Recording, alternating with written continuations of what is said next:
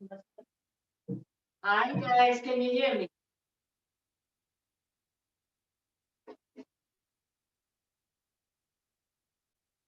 Yes, we can hear you. All right. Cindy, we are mute. Councillor Schooling is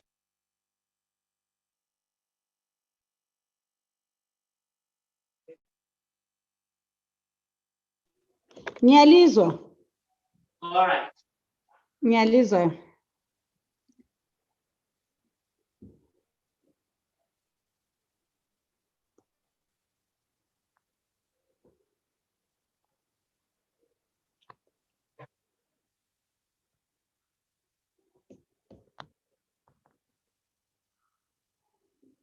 All right. So Zakala, in a few minutes, we're just fixing something.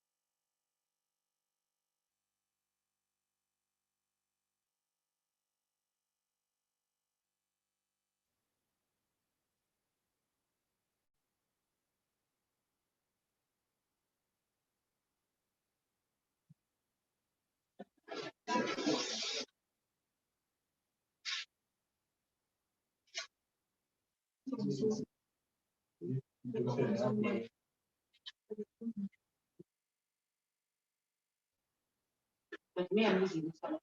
Then, let me try and go right in front of it. Like this.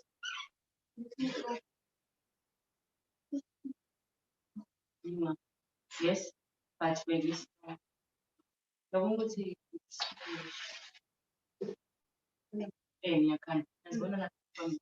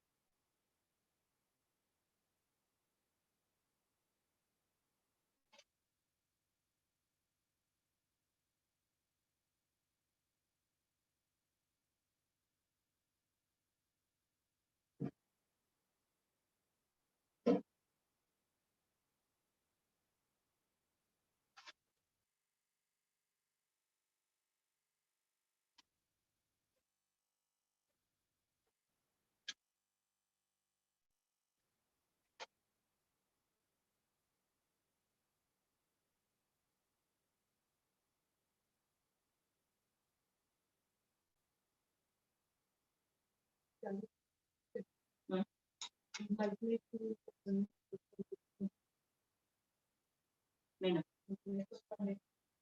Ayizwa?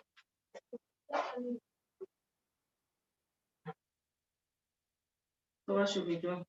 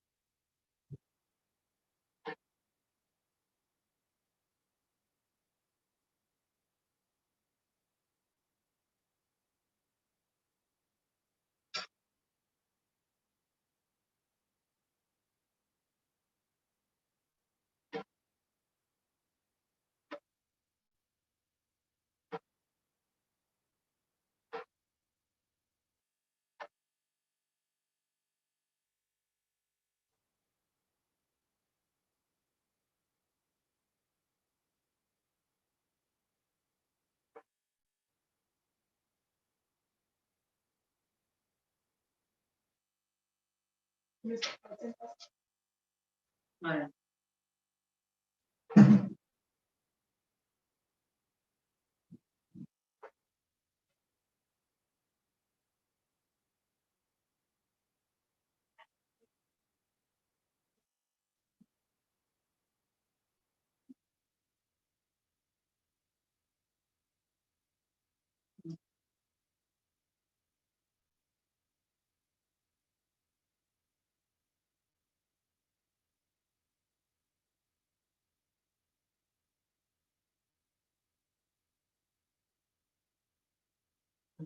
Did we start?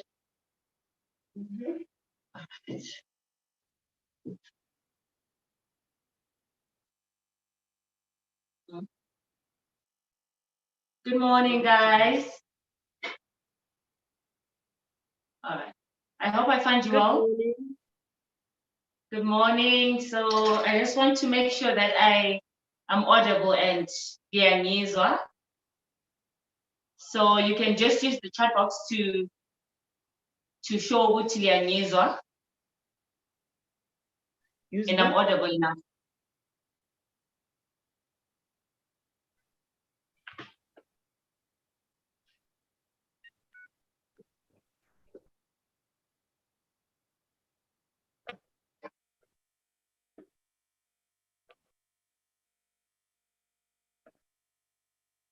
Yes. All right. Thank you. Thank you so much for joining us today. My name is Tariro Gurure, and I'm going to be the moderator for our Zoom meeting. Happy International Women's Day to everyone that's joining us today. And it's hosted by Youth Innovate Trust. And this is the Loziba Festival. So we're going to be using 4 hashtags for those that are joining us live on Facebook and on YouTube. So it's hashtag Loziba Festival 2021 and Internet IWD 2021, hashtag IWD 2021. I choose to challenge, that's another hashtag. And finally, the very hashtag that's having us today to have this conversation is hashtag Loziba in local governance. As you can see, we've got our guests today that we've invited, Councillor Kulegile Moyo and Honorable Tofa, and a youth advocate, Usindi Sozamini. Thank you guys for joining us. Sizavula, our conversation today with our opening remarks from Utando Gwiji, who hosted us today.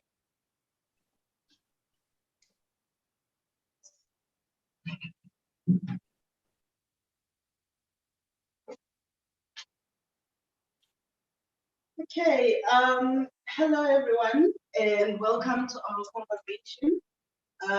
International Women's Day, and as the Loziba Festival movement, we are commemorating this day through a fashion exhibition focusing on shoes and a conversation about walking the talk in local governance and gender responsive public service provision. So in welcoming you today, I would like us to take note of what the Loziba Festival is. The Loziba Festival is a collective of young women in art that is pushing for social justice and gender equality. And for this particular edition of the Loziba Festival, 2021 edition of the Loziba Festival, we're actually focusing on ensuring that young women participate and are ahead in issues of local governance. And so our hashtag, as Tanya already said, is the Loziba in local governance.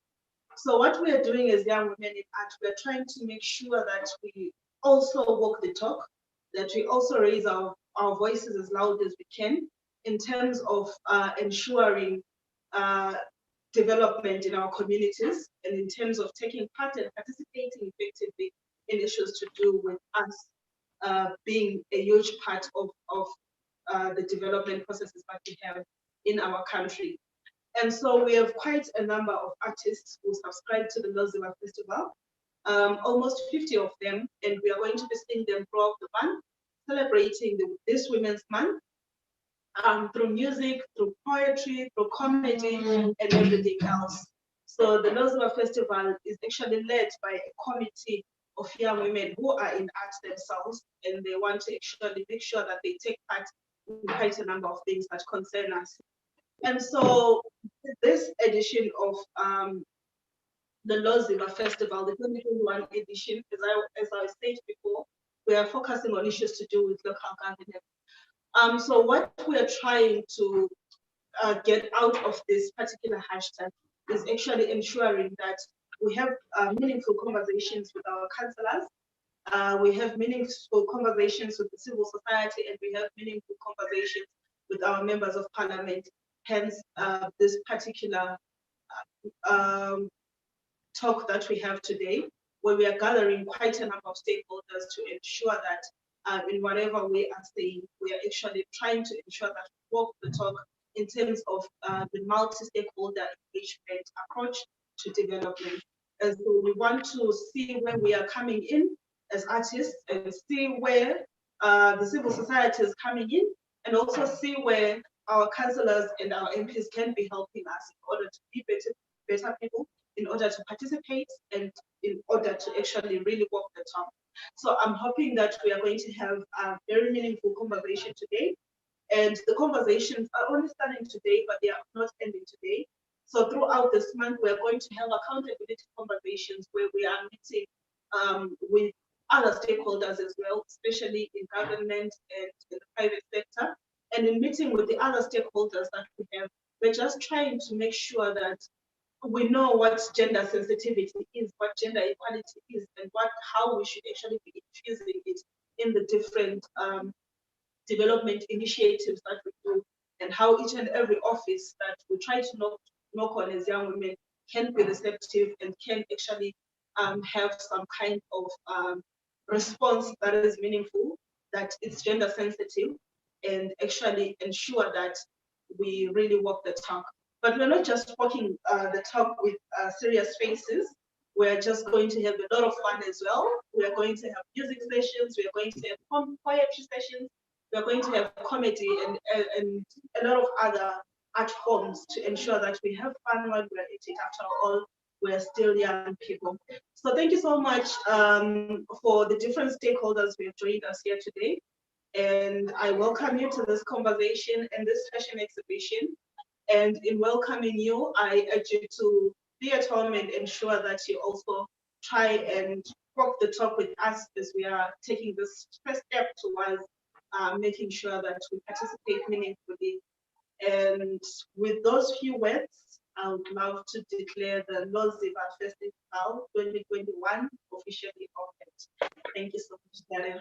Thank you so much, Tando. I don't know if we are able to clap from Zoom, but yeah, I'm sure you also heard how she just articulated the whole festival, the whole festival idea, and why saying women in local governance or Loziba in local governance. I believe we need to be represented, whether at the local government or the top level, at the highest level of of governance. We need to be represented as women. Today, we are cutting across everything that we do, choosing to challenge anyone or any woman that feels they need to be in governance. So let's just get to have our partners and the people that we have today to give us solidarity messages before we play our song. That is Pagama that we have. So the song, like Utando had said, we've got young men in arts, and these are your artists that have come together and are speaking out as women to say, Pagama, wherever you are, speak out and uzimele njengomfazi, be in government, be where you feel like you need to be as a leader. So we're going to start with our solidarity message from our partners. Is there anyone from the National Arts Council?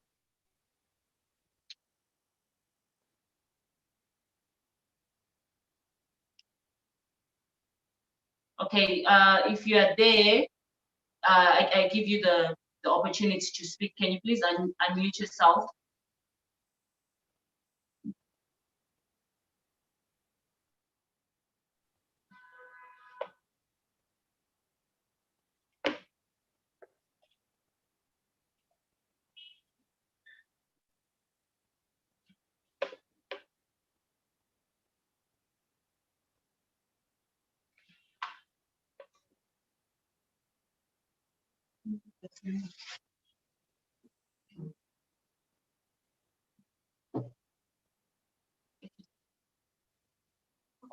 Okay, you're saying something, but I can't hear the side.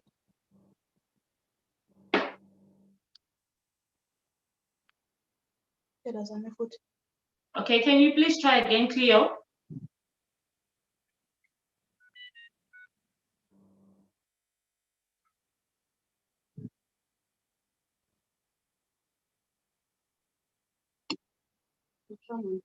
All right, can someone say something?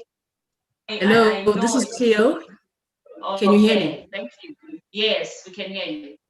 Ah, wonderful. Sorry, I just came in anzange ngizokuninika some introductions. Benilokhu ngizama i-connection yami isala, but ngiyabonga ithuba leli. Ngiyabonga lokuthi you are working so hard for females in the sector and for ithuba leli ukuthi sibone imisebenzi yamankazana lokuthi benzani. Ngiyabonga Loziba Festival. This is the first festival, I think, for this year.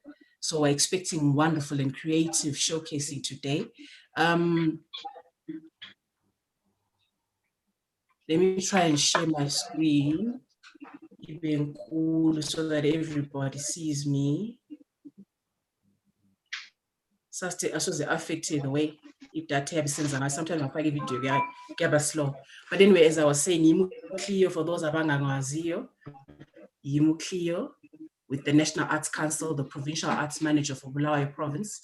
Luziba Festival, thank you so much, Luziba.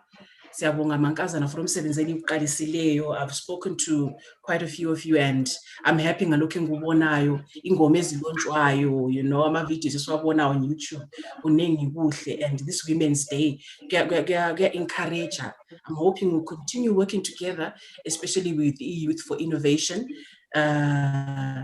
Kuningi esisike saxoxa ngakho, kuningi engufisa for you guys, and I think yeah, we are happy. So far so good. We're starting the year on a very high note. So for today, we're hoping to be entertained. Fashion, advertising. I think for me, that's about it.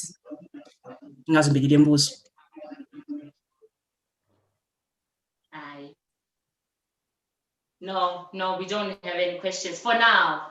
All right. We don't have any questions. All right. Is there anyone from Action Aid? So if you're there, I give you the platform.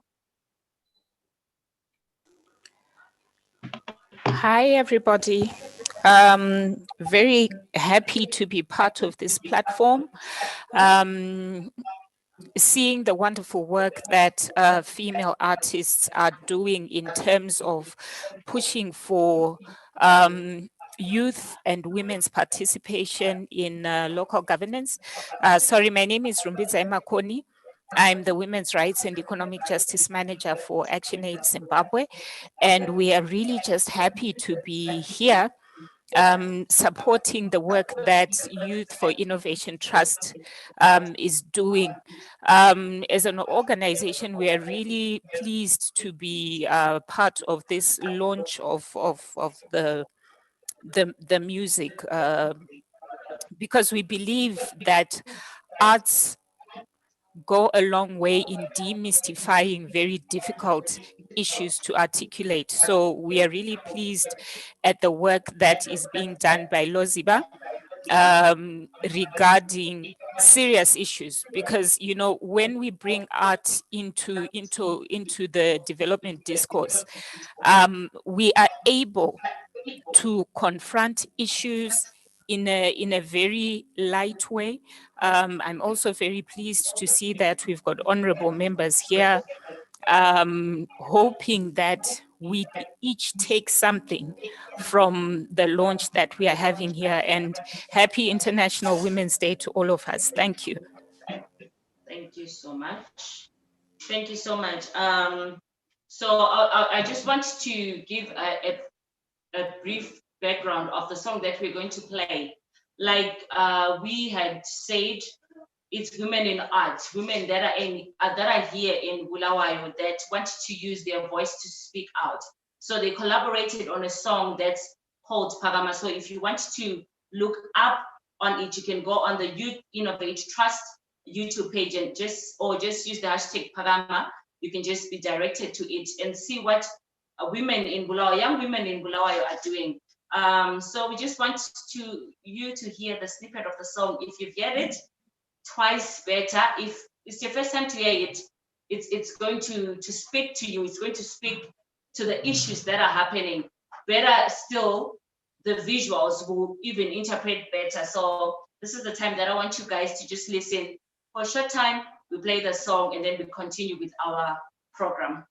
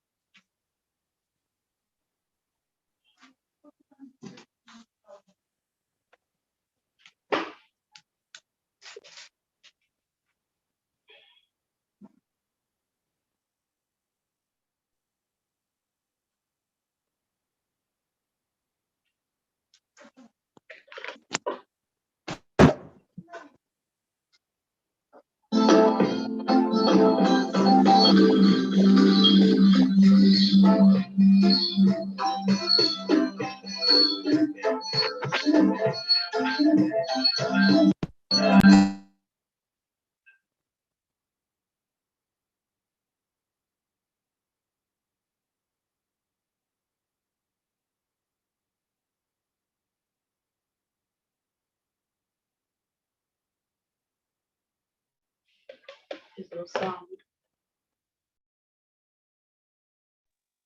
Sorry, it's not audible. There's no sound, sorry.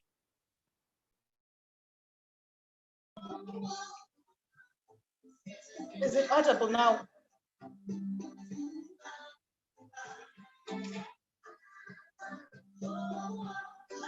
A bit low.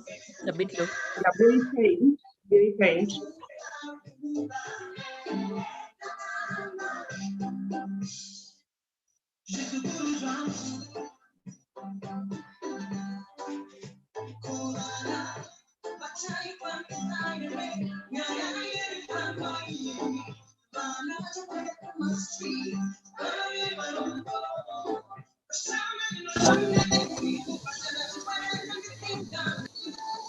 We have a problem.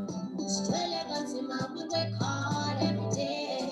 Kodwa luncedo lokubhatala Somali. Ingathi lale siku abantwana bayalamba. Let us unite, speak out. Sincedisane bantu wakithi. Sizwe senyama. Vuka, vuka.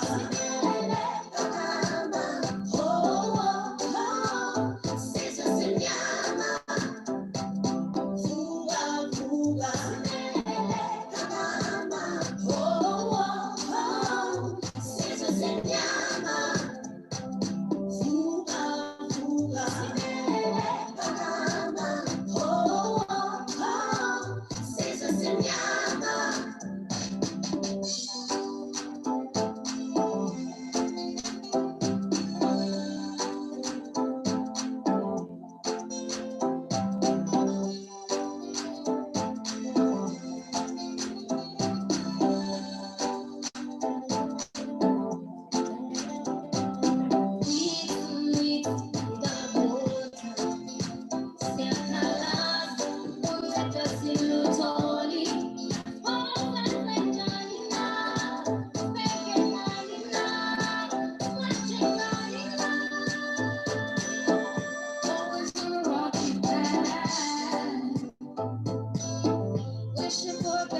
tomorrow.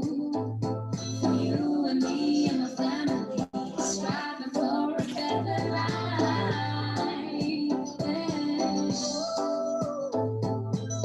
Salida, salida, sikile sasina. Mother sweet, kalabama mama. Oh mama, ayah sagalana.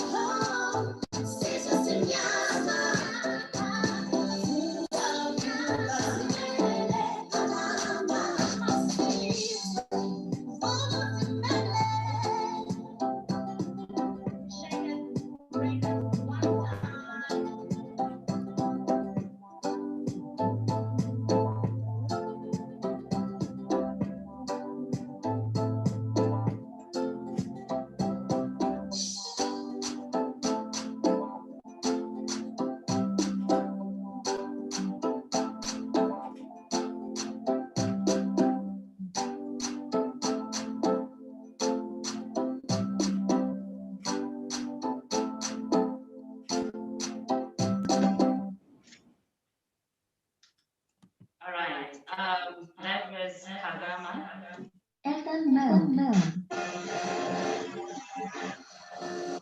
All right. Sorry for that glitch, technology. So that was Pagama. You can still look it up on our social medias. You just look for Pagama by the Loziba.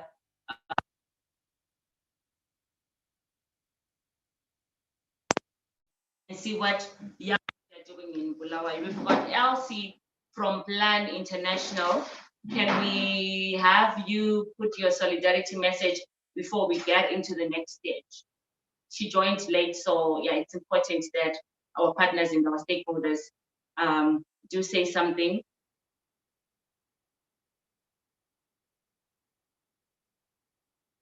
Elsie, can you Thank you hear for the me? opportunity. Glad to join you all. As always, it's a pleasure to work with Youth for Innovation Trust, and I'm looking forward to a great festival. Thanks. Thank you so much. So now we are going to have our shoe exhibition. Like we said, we want to walk the talk. So our shoe exhibition is different from all these other exhibitions or your usual exhibition, walk the talk. Locally,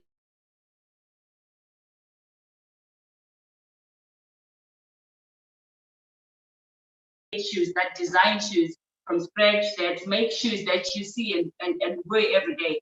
And a shoe is an accessory for a woman or a man. So today we've got our exhibitors. We're just going to take you around so that you see, and then we talk to them. Always Kachana as you get to know them. Thank you so much.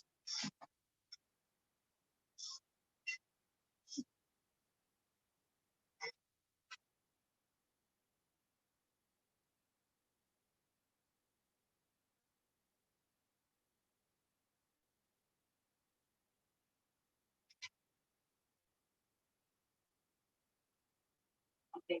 So at the corner there, we've got a beautiful young lady. She's a recycler. She makes shoes. She covers shoes, and her name is Lorraine. Would really want to have a small and mini conversation with you as to how and why you do shoes or you make shoes. Hi everyone. As I said, I'm Lorraine Ninindo from Mini Collection. The reason why I started doing shoes is I realized so many shoes are thrown away. Like personally, I used to throw away then I realized, okay, I can actually revamp them and ngizigqoke futhi kuhle. So this is the reason why I started. Plus also to stop pollution. Because if you not it's like you're throwing away our shoes, what happens to them? What happens to the shoes after they're thrown away? Okay, so like you say that you also pollution. So you also sort of tackling SDG number 18 on climate and all that in a way when you recycle shoes. She's got nice parts and nice push-ins or but the beautiful covered in print. Is the up close is showing from Untando. She makes them. So we're going to put her contact details in the chat box if you feel like you need anything. She doesn't only just make shoes, she does earrings, bags, beautiful bags. So if you want your collection from the earrings, your duku, your bag, ufanana, she's your go-to person. So she's going to put her contact details in the panel at Trinity. And if you feel like you need something from it, of course, also supporting women, each other. We have sort of fed from the saying that we are all enemies, we pull each other down and this and other things. But I beg to differ. We can support our own, we can support other women, we can put women leaders that we believe can do something for us, genuinely put something for us. Why must we feed from the things or people that say, which are or women don't get to be in solidarity? So if you want to support, you know where to go to. Or if you want to customize shoe, you go to Uloring. That's supporting each other. That's supporting leadership because she's a leader in her own space where she creates things that you can wear and look good in. So I do challenge you, by the way, we are challenging each other. So I challenge you, if you're part of us of the conversation today, to buy from Lorraine. Thank you so much. So we're going to have our next showcase.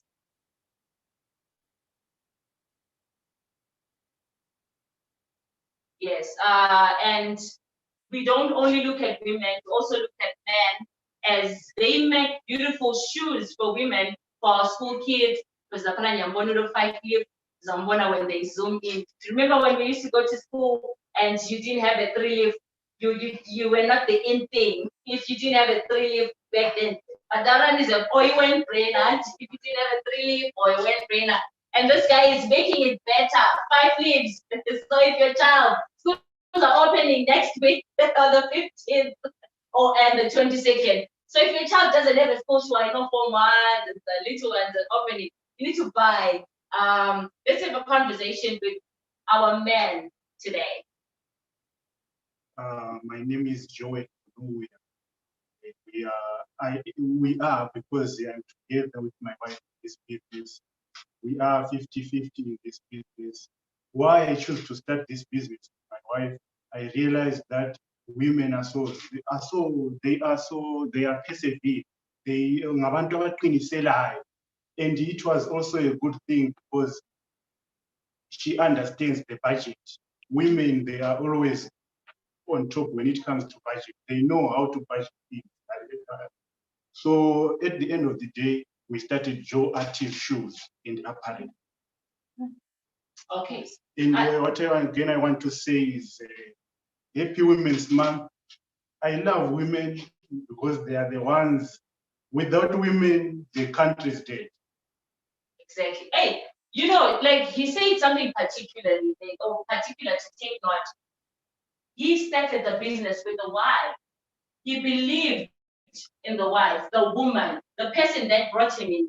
And he said Uguti Umfazwake is good in budget and perseverance and everything. So I believe that's our nature as women. We are able to multitask and find ourselves in business, find ourselves doing family, find ourselves to choose to challenge men today who are in solidarity with us and say, and honor women, because for someone else, they'll say, this is my business, this is why I started, and he's the face and everything. But he has honored the person that he is with 50-50, but I beg to differ also, it's 100-100. He's putting 100% effort, and the woman is also putting 100% effort. When they come, it's a 200% effort.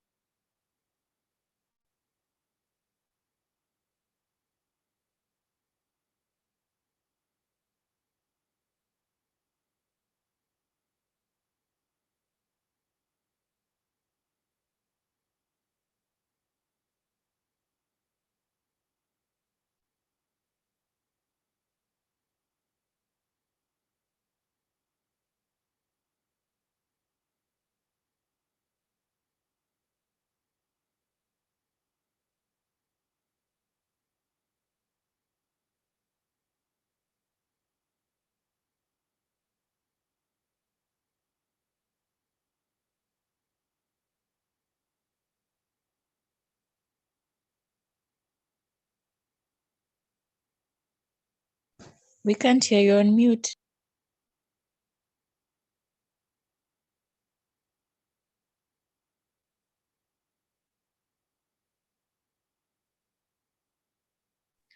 Sorry, you are on mute, so we haven't heard what you were saying.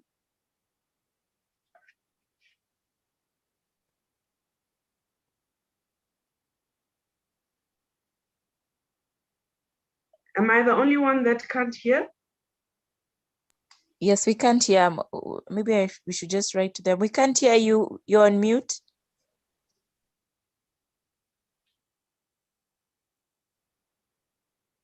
Yeah, I also didn't hear anything over here.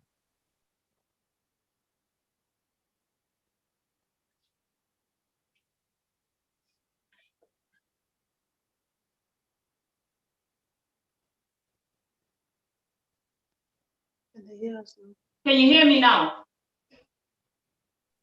Yes. Yes. Yes. All right. Loud and clear. All right. Loud. Honorable Tofa, I see you're online. Are you ready? We want to start our conversation. So can you hear me?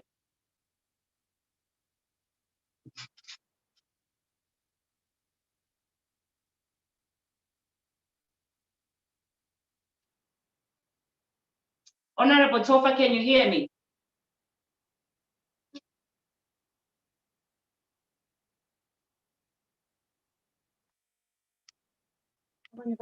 I hear All right. you. All right. Are you ready? We want to start our conversation. So I see you are online. So we'd rather start with you before we go to Honorable Councillor School. Okay, that's fine. All right. So you can go ahead. Okay, first of all, I'd like to thank you very much for having me. I'd like to wish everyone a happy Women's Day. Thank you for inviting me to the Loziba Festival.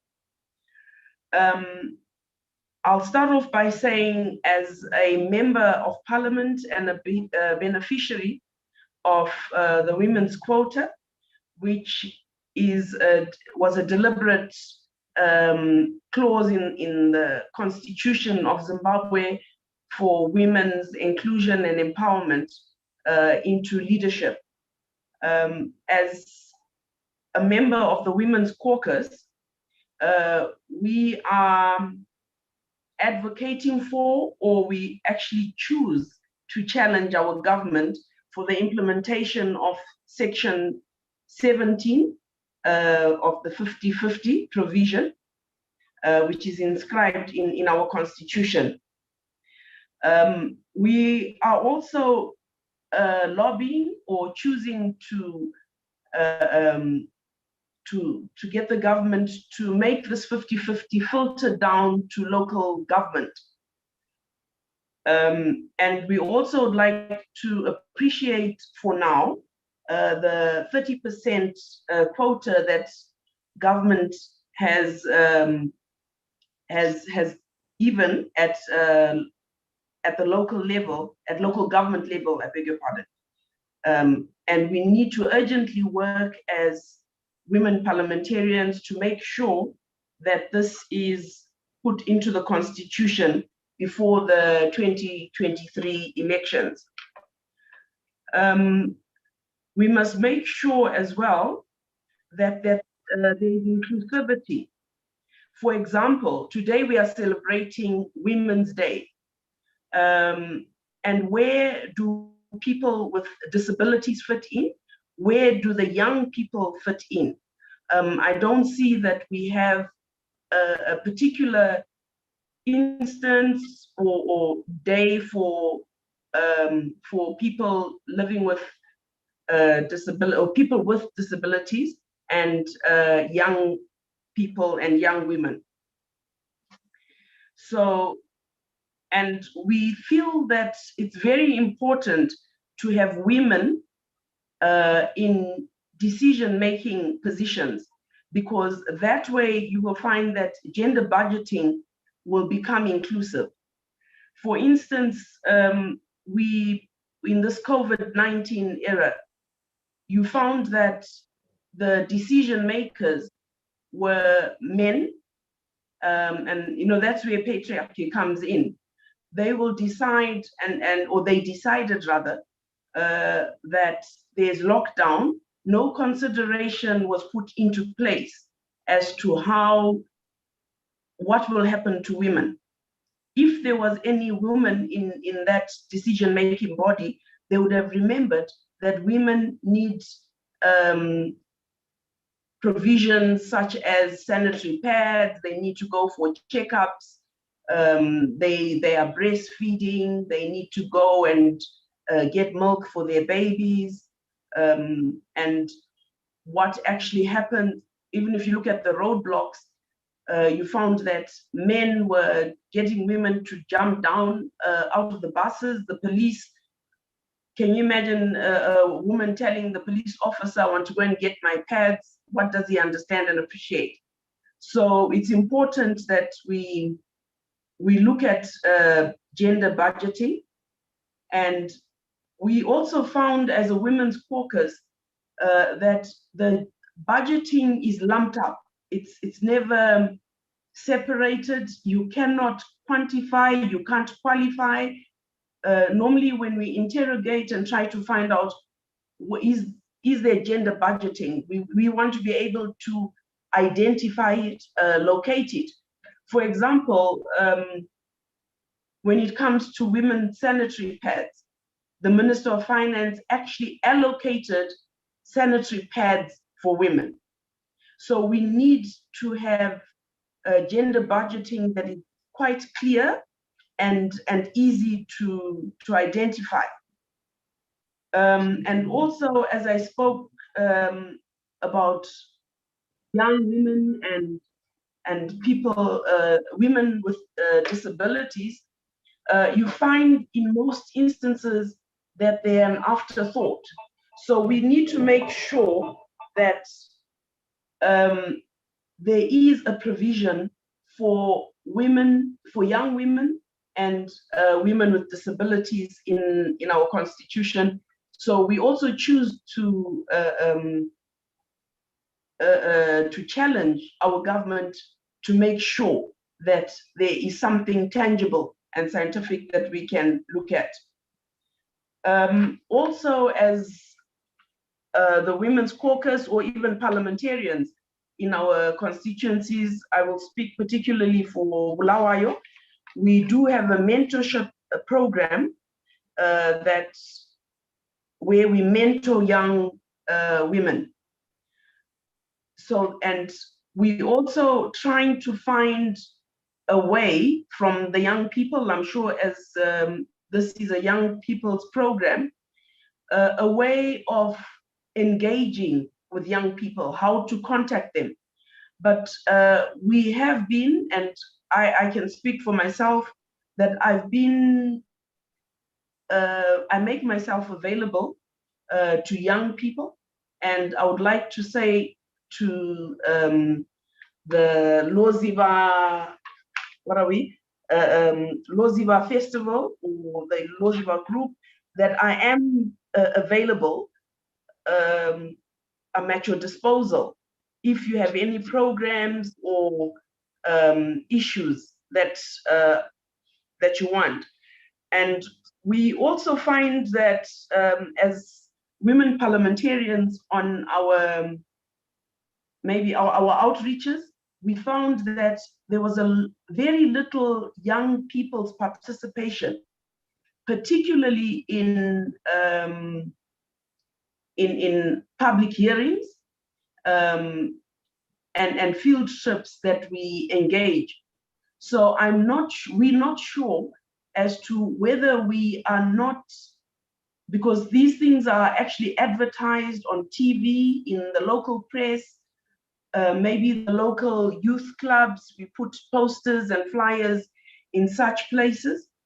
And I personally feel and would like to challenge our government to make sure that the Constitution is taught from primary school level. I say this because you will find that most people don't understand, even the youth. If most of the youth knew their rights that were in the Constitution, it would make it easier for them to challenge government and to get their rights or their issues heard, and for them to be in places of leadership. Because you find in most instances, people talk about the youth as leaders of the future, whereas you are leaders now. You are, in a sense, dictating the pace, because if you look at the fact that we are in a technological era where most of us that were born before technology, so to speak, don't understand and appreciate. And the new normal will be controlled by the youth. And in particular, if I look at what the youth are now doing, the lady that has brought us, that was showcasing her shoes and recycling shoes that were worn, once loved shoes, if you could put it that way. These are the kind of things that youth could be coming up with and that we could also be promoting in our situations. And I was thinking as she did her showcasing that it's an opportunity that she can use not only to sell her products, but she can also train other youth, and she can be making money from those trainings. Obviously, I would say maybe she should charge a minimal amount so that you get more people instead of putting off people and such things. So I would, I don't know if I should go on. I didn't look at my time when I started and how much time I have. Right. Okay, you've got 3 minutes. Okay. Okay. Okay. There's a question in the chat box for you also. So if you could just answer that in those 3 minutes. Okay. Question in the chat box. Honorable Tofa from the YouTube space. We have noticed the shrinking of civic space artists trying to speak out. Arrested, e.g. Gonyeti and young activists. How best can we raise our voices to ensure gender responsive? Okay. I would say again, this also comes, I mean, a question of that nature also proves my point that I was speaking to, that if people understood and were taught the Constitution from a young age, they would also know that Parliament is actually there for them. So to answer the question, what I would recommend, because you are entitled to it, it is your right, you can write to the Clerk of Parliament and seek an audience where you will come together, maybe as a group or an individual. Parliament actually entertains even a single person who has an issue. So you can write to Parliament and seek an audience, and they will direct you to the appropriate,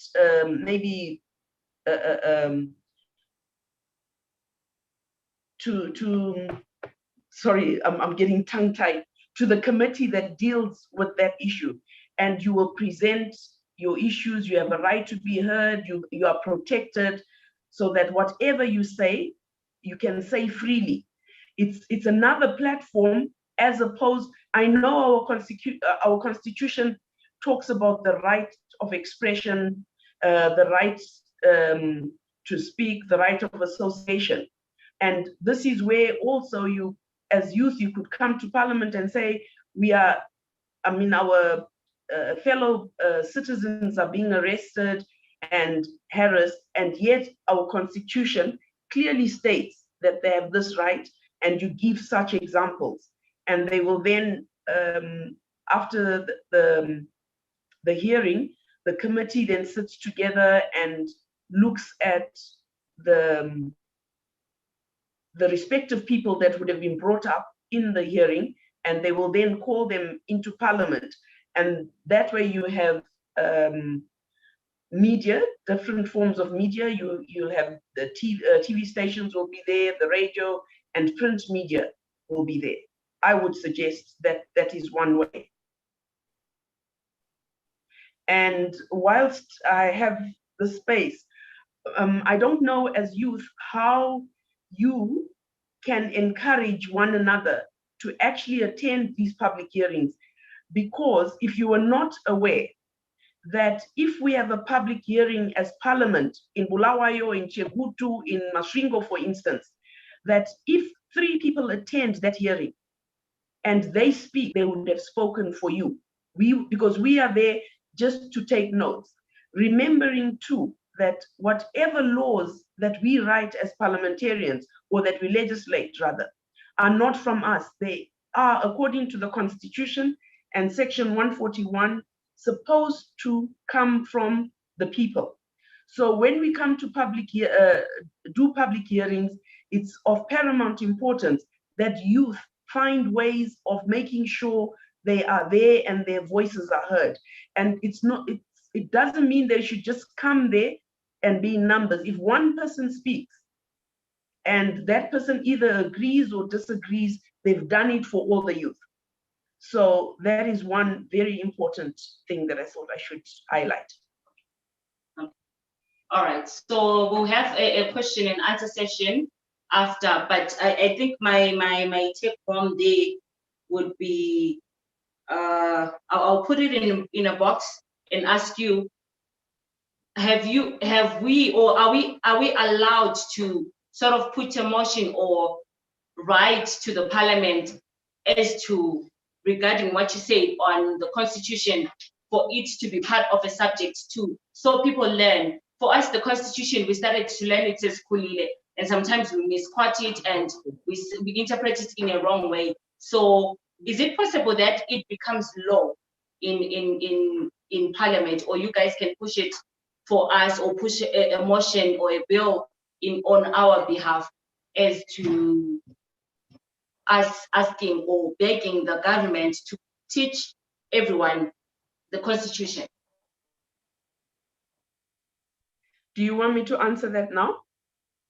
Yes, just in Okay, short. I can. Okay. Yes, it is absolutely possible. You could even petition the government to do that by writing to the clerk of parliament. You can petition the government to do that. You don't beg the government, it is your right. Government is there to serve. I am there to serve. We are your servants and your conduits to parliament. All right, thank you, Honorable Tofa. If there are any questions, I will open up the plenary later. Can we have our next guest, Honorable Councillor Sikulegile Moyo? The floor is yours, ma'am. Thank you very much. Good morning to you all. Sorry, I have network challenges. I've been in and out of the meeting, so I've missed a lot of things. In brief, my name is Khululekile Moyo, Councillor for Ward 17 and Caretaker Councillor for Ward 19 in Bulawayo. I'm the chairperson for Future Water and Action Committee. I also sit in the Health Housing Committee And I also sit in the General Purposes Committee, which is Council Administration. I'll speak briefly, walking the talk in ensuring gender responsive public services. Gender responsive service delivery is where service in council and government work for everyone, women and men, girls and boys, by ensuring gender equitable distribution of resources, by contributing to equal opportunities to all. It also involves transforming their budgets to ensure that gender equality commitments are realized.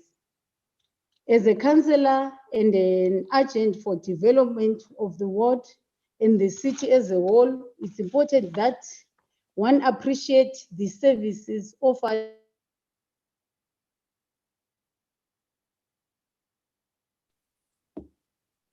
Urban local authority have a duty to provide clean, safe water, healthy services, refuse collection and disposal, sewerage services and public safety through ensuring that there is adequate street lighting and roads, bridges.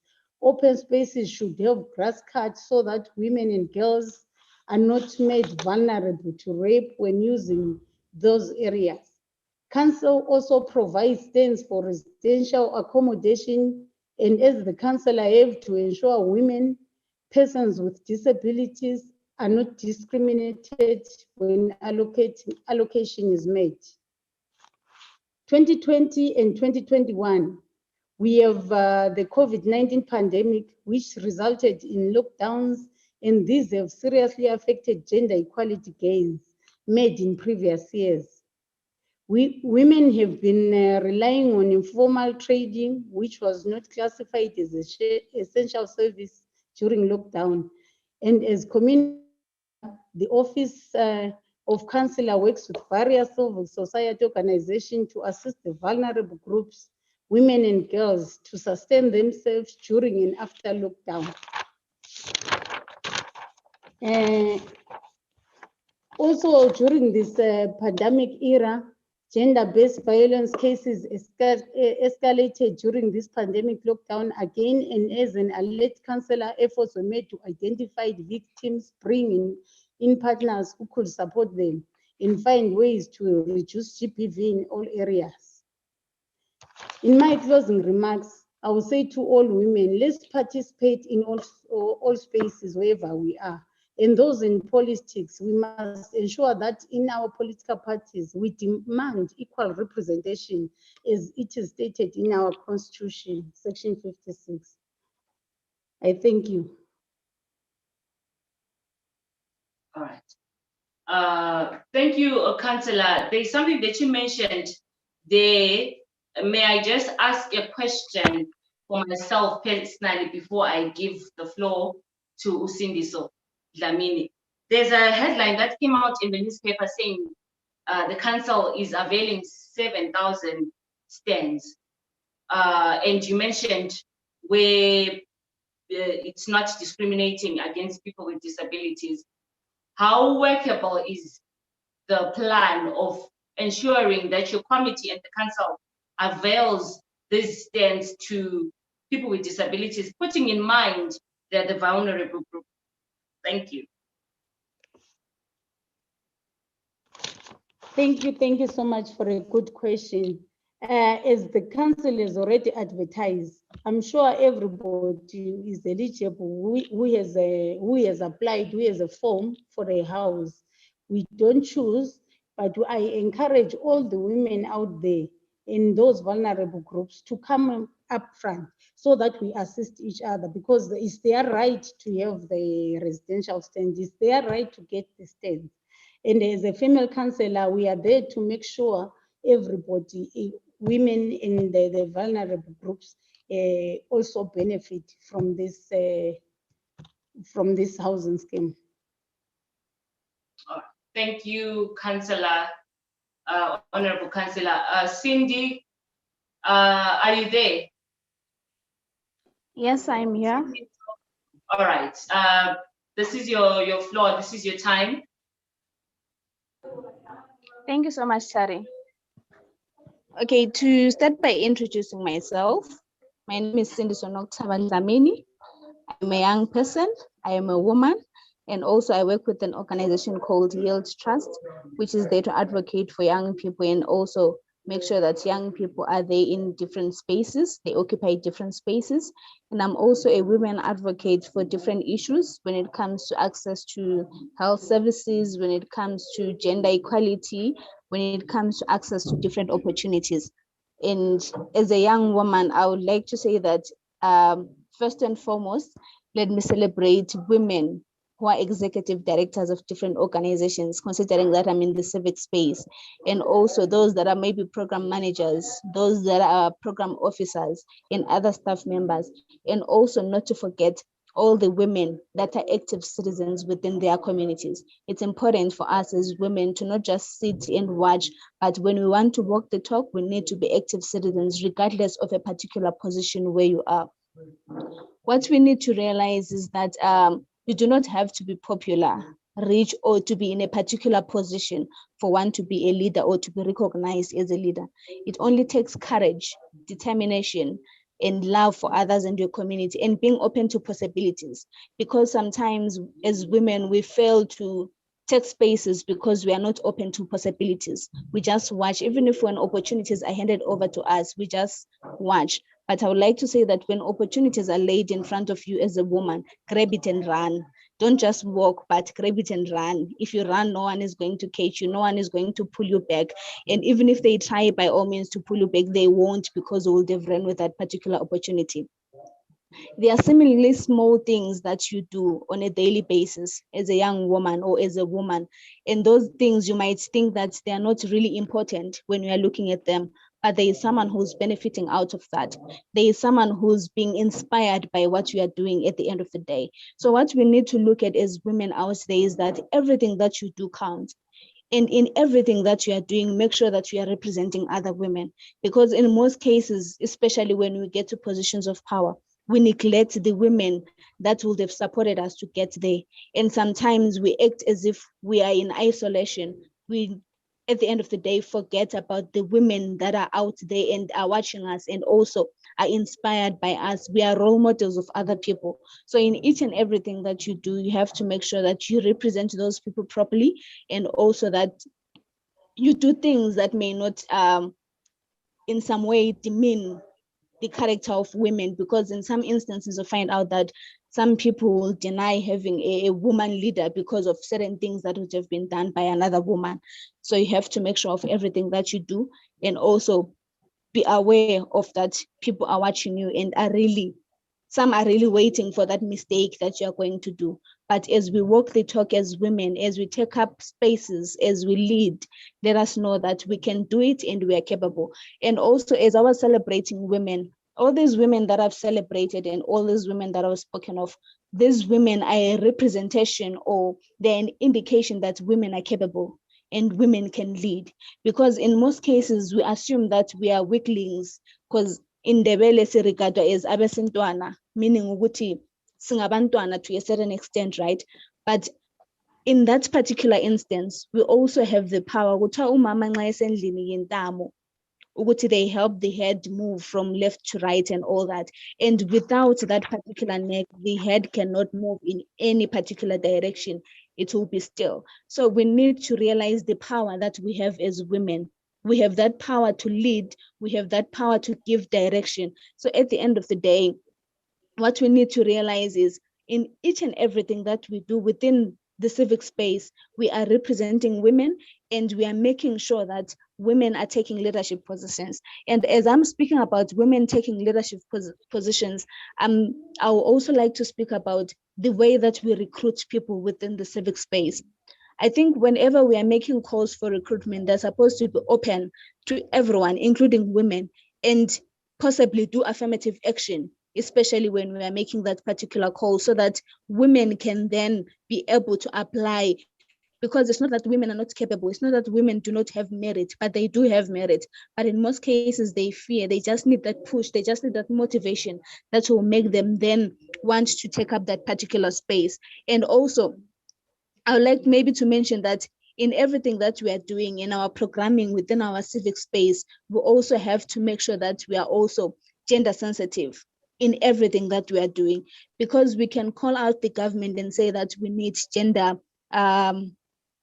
sensitive budgeting, we need gender balance, we need all that. But if we don't have it within our civic space, then who's going to listen to us? So as the civic space, we also have a responsibility to walk that particular talk. When we are talking of gender equality, we should also have gender equality within our working spaces. When we are talking of gender equality, we should have gender equality when we are having workshops and we are inviting people.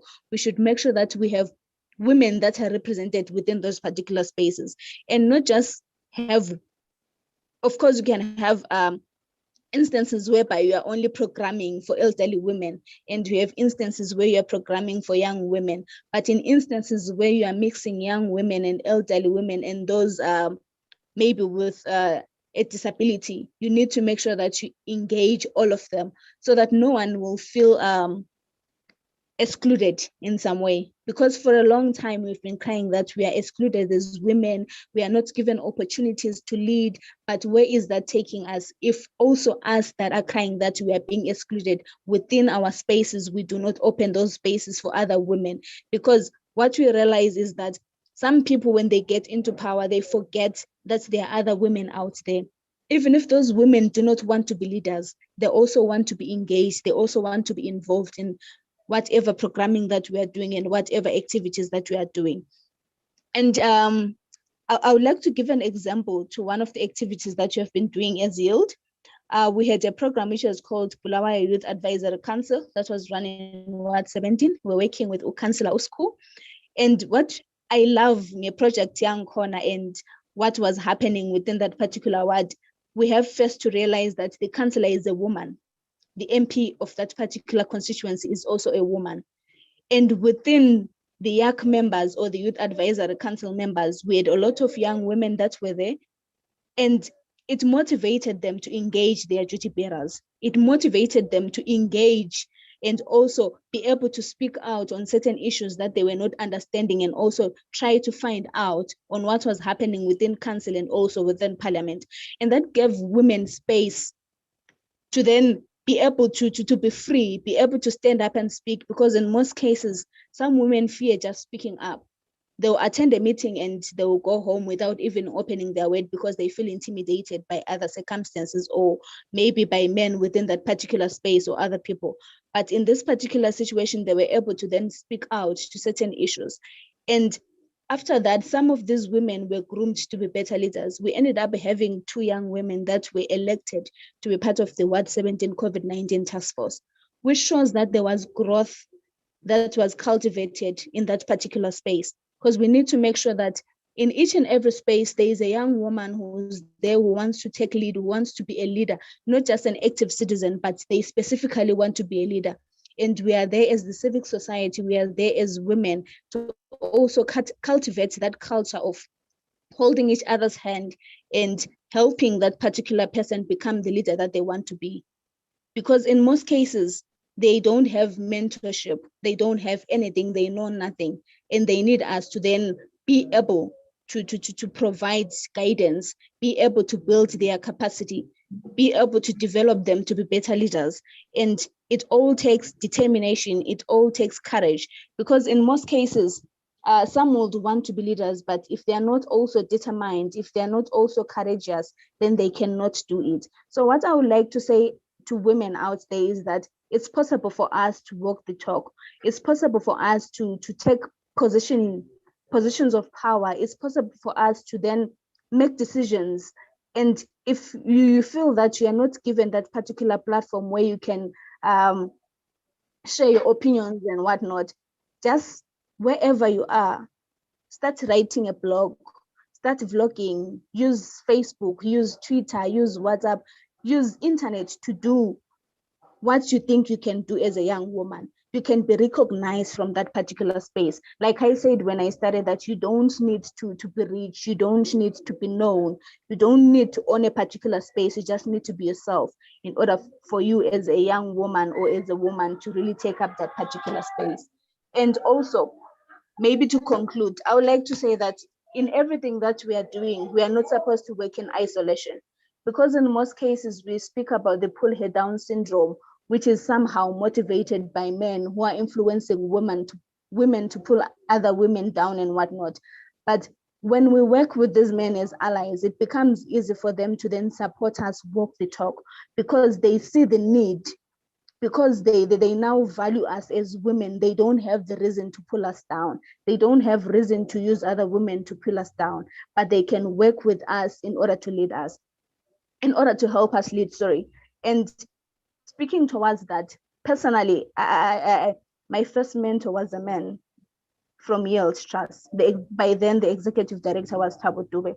He was my first mentor. He gave me direction. He showed me what I was supposed to do as a woman in the civic space. So we need to value the men that support us in the civic space and not neglect what they are trying to do in order to help us. Of course, not everyone will be there to help you, but we also need to value those that assist us to become better leaders. Thank you so much.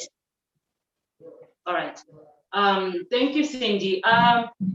You spoke a lot of things, but for me, the one I think important thing is when you see an opportunity, grab and run and go with it. Because often we are in a space where we are complaining, opportunities are not being availed to us, opportunities are not being given to us. So I want to come back to you, Cindy, before I pose some questions that I got here. Would you mentor young people, Cindy, when yourself as a young person? Because I believe you are in a position, in a place where, as a leader or as a person that deserves to be at the leadership position, you are well equipped, well informed, and have got the I don't know if it's criteria of got the skills. Would you mentor young women yourself? Definitely, I would. Because what you need to realize is the fact that you don't, like I said earlier, you don't necessarily need to be in a higher position in order for you to mentor someone else. With the knowledge that you have, with whatever capacity that you have that you think might be of benefit to someone else, definitely I can share, definitely you should share. All right. Thank you so much. So if there are any young women there and they need Cindy so to mentor them, there's a chat box there. You just put your email so that they email you how they would want you to take them through the process. Cleo, are you still there? There's a question for you. Cleo, are you still there? Yes, I'm here. All right. So this one is how can we ease the space for young women in art? How can we use the space? Is the space. Is the space. Ease.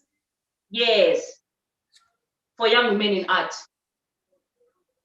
I'm not so sure when you say ease the space, as in so far it's been very hard for them to get a space. Yes. A bit, okay. I think the onus is on us as women, as females, because there's nobody who's going to suddenly say, come over, I've created a space for you, come and do A, B, C. It's entirely up to us to create our own spaces, to create our own platforms, just like we've done today. The festival has created a platform where women are showcasing so much, and we're hoping it to be an annual event. So that's already one. And with the current spaces that are available, as women, as girls, females doing so many things in different genres, don't wait to be told that there's this space, let me go. Find out. There's the National Gallery that is working with females. They have studios there. It's simple for someone to join and participate in all the programs that the gallery has for them. The Ministry of Youth itself, I believe, they have so many programs that they do with the youth. And if the youth stand up and take the initiative, like you have done with Ziba right now, I believe it's the onus is on us. It goes a long way. And with COVID-19, what it has done, It has educated most of us on these online platforms. So many have been created, so many people are affiliated to so many of them. And as women, it's our chance to also say, you know what, if I want to have my music video produced, I want to have my music video recorded, look for the technical team, get a professional thing done, get the video put out there on YouTube. We follow, we like. As women, we support each other. As long as we publicize what we're doing. Even if you're working from home, earlier we saw an exhibition of shoes that were recycled. They looked so beautiful, they looked so nice. And I've been seeing others doing recycling of bottles, alcohol bottles, the big, huge champagne bottles, blinging them out, pimping them out and making them look fantastic. People do so many things from home. We've been forced to work from home. So even if we're working from home, we've done the product, we've created the product, we have the service as women. Let's offer it out and publicize, market. There's a lady, I forget her name. I think I noticed her product on Facebook. She just sells vegetables.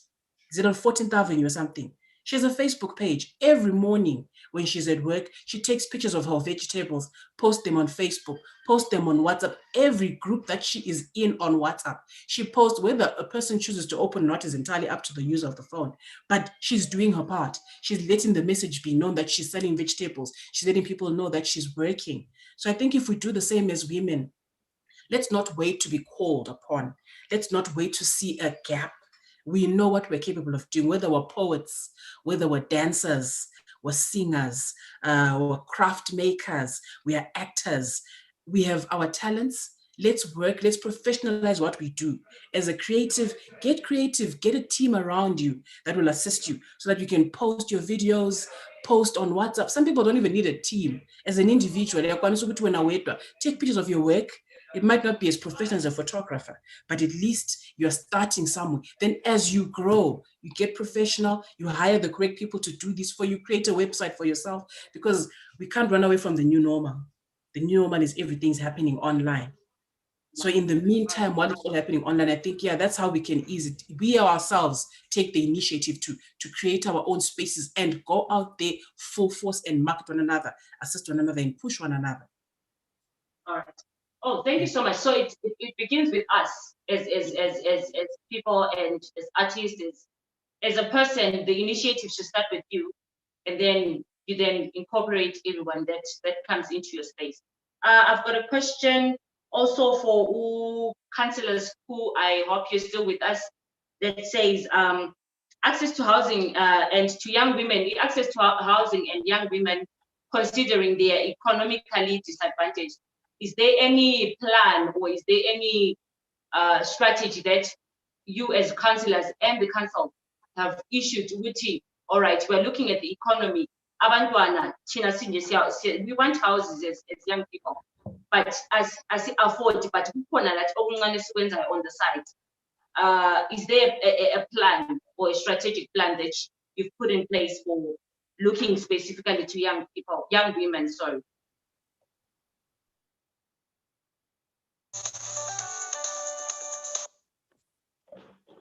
Oh yes, there is a platform, there is space for young women to benefit from these things. I think it's important for young people to come to our offices and say whatever they have. If ever you are eligible to get the stand and you make a payment plan.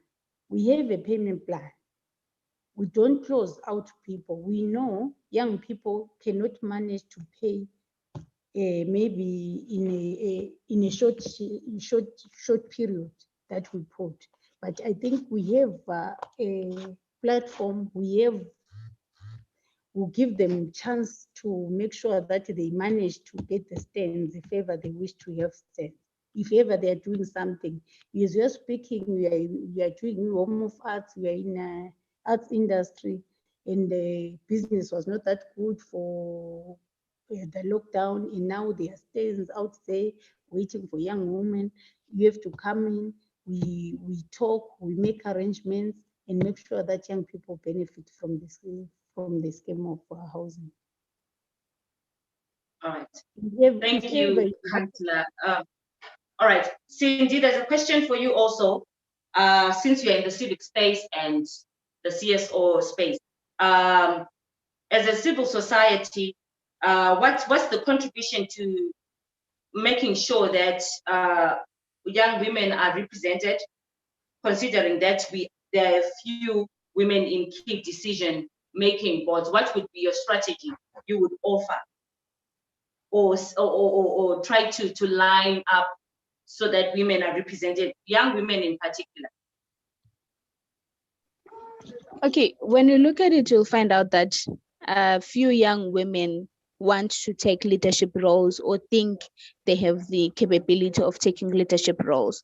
So I will also speak to mentorship to say that you can start a mentorship school, for example, like what Wild has done, using those that are in positions of power currently, like what Honorable Tofa said, to say that there is a mentorship school and they are helping young leaders to become leaders. And also there are other women organizations that are also doing that. And this will motivate those young leaders to then become better leaders and also give them the confidence that they need in order to be able to speak to issues and also be recognized as leaders in their different communities, and also maybe take the positions of power that they need. And also to speak to issues of having then young people within those particular decision-making positions. Sometimes you don't need to be just voted into office without you doing something within your community. So even if you are not yet elected into office, start working in your community. Show that you are capable, give them merit. At the end of the day, they will then see that you are capable to lead, you are capable to take that decision-making positions and make decisions that are going to impact them positively. All right. I still want to be with you, Konako Cindy. How accessible are these mentorship programs to everyone? Because obviously there's a selection, there's a criteria, and there's a limited number of people. And yet there are a lot of people that are left out in that process. So aren't we disadvantaged also? Considering ukuthi kungena abantu abalutshwane, yet we have a lot of potential leaders out here. Okay, I'll go back to what the last speaker was also speaking to say that sometimes you don't need to wait for an opportunity to knock at your door. You just have to go after the opportunity. We might say that there is limited space. We all didn't start as leaders. We started from somewhere. We were nobodies in Bulawayo, but someone identified you from a group of young women.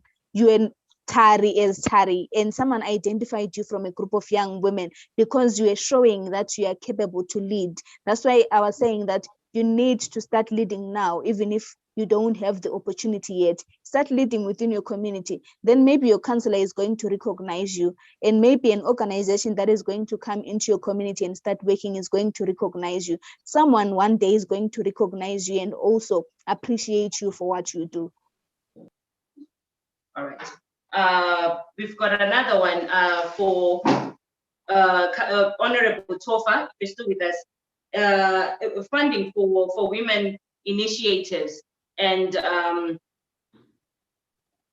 to make sure that we participate as young women in budget parliamentary process, and ensuring the money goes to where it's supposed to be. Accountability, social accountability, finance accountability. How can we sort of encourage young women to participate in those Thank you for that very important question. But before I answer the question, I'd like to add value or to buttress on what Sindiso has just said. I am one of the beneficiaries of doing community work. I used to just do community work for no pay. I used to do tree planting. I used to do cleaning in the streets. Whenever anybody wanted flyers posted, I would do that. And I was actually identified by an NGO, and I got a job as a provincial development officer, of which I had absolutely no experience in. And this organization said, no, we've been watching you. You have the right qualities and the experience that we want. And I ran the provincial development office of ZDDT for a year. I worked with the city council, with all the councillors in the 29 wards. And unbeknown to me, it was training me and grooming me to become a member of parliament. So I'd like to say what Sindiso is saying is really crucial. Right, your question with regards to what should youth do to, sorry, can you run that question by me again? Okay, what can we sort of, to run away from apathy, what can we do to motivate young people and women to be in the budget process and to bring accountability, to know where the money, if the money is said to go to sewer or if the money is said to go to the maternity, that it is used appropriate. So social accountability, finance accountability, how can we encourage them, young people or young women in particular, because this is our day? Sure, thank you for that question. I can speak from a bit of experience from the job that I did at ZDDT on how to motivate young people and women. Like, I think it was Sindiso that was speaking just now and saying people are afraid to participate. They can go into a meeting without saying anything. So if you can get little groups in all the wards where people are empowered for instance, what we started with was we would tell people ukuthi itawa light lenu lingafa esigabeni lilakho ukuthi lihambe city hall, and you would give them the room number and everything, or if their borehole is broken down, and they do that and they come back to the meeting and they report, and it gives them a sense of importance and self-worth, realizing that they too have a role to play vis-a-vis the councillor, letting them know that they can contact the mayor, giving them the councillors' numbers, giving MPs numbers, and creating spaces where they can interact with members of parliament, with councillors. Such things make people realize, because they have a fear of the unknown. But once they realize that it says, they will take it up. All right.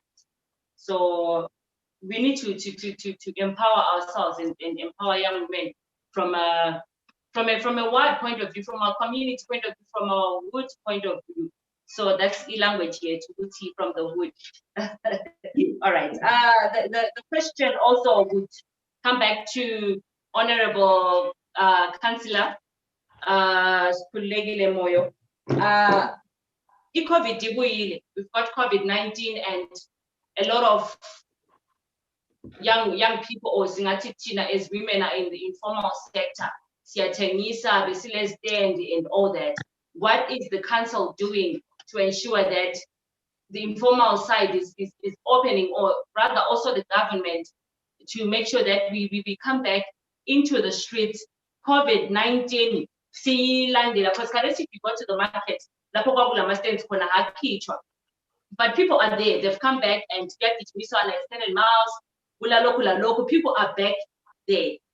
Is there a strategy that the council is also doing, in the streets to sell, but in an orderly manner? Yes, council is working on something we are decentralizing vending bays. We are saying people should sell from their areas, in their locations. Following the COVID-19 regulations, not everybody else will come back into town. Following the social distancing and everything, there are less spaces for vendors in town. So we are encouraging people that they will go back to their locations. We are decentralizing. We're going to give vending bays in our locations where we stay. so that we manage to reduce the pandemic.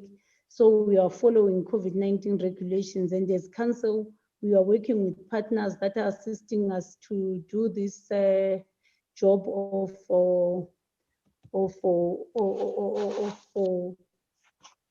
drawing the vending bays, because the council had no funding for that. So we are being assisted by other partners that are coming in, realizing that informal trading, that's why most of the Bulawayo people survive.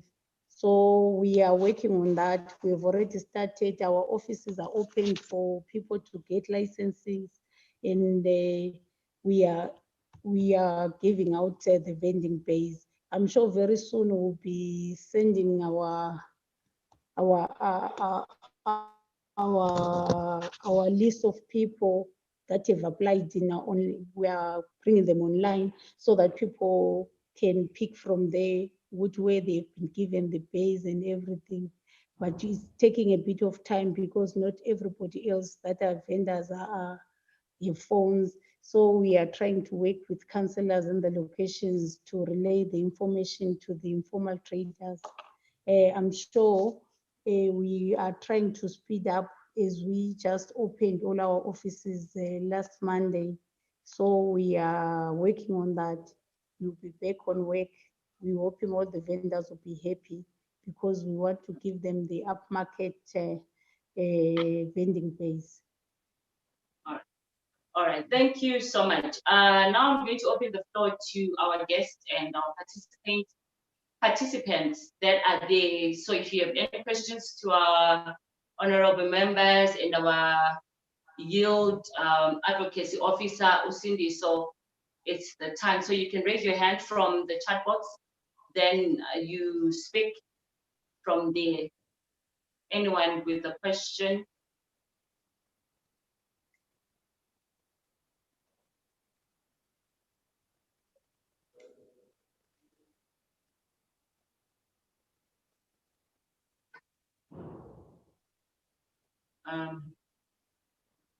I can't see from the chat box. Is there anyone who's raising their hand? All right, there isn't. All right. All right. So thank you guys for joining us. Thank you, honorable members. Thank you, Cindy, and everyone that made time to be with us today on International Women's Day and celebrating Loziba. Officially launched our festival that's going to run until the 31st of March. And for everyone that has been following us on our social media platforms, thank you so much again. Just before we go, may you also leave your email addresses on the chat box so that we get in touch with you on a formal basis, professional basis, they say, and we come to you for mentorship, or as you said, you avail yourselves. I see, yes, thank you, Cleo, thank you, Honorable Tofa, thank you, Honorable Skululegi Moyo. Those are email addresses and where you can contact Abahloni Chwabeti that we had today from YIT and the Loziba Festival, hashtag Loziba in local governments, hashtag International Women's Day. I choose to challenge you. Until next year, stay being a woman. And don't forget, we're still here for the Loziba Festival. Goodbye. Bye. Bye.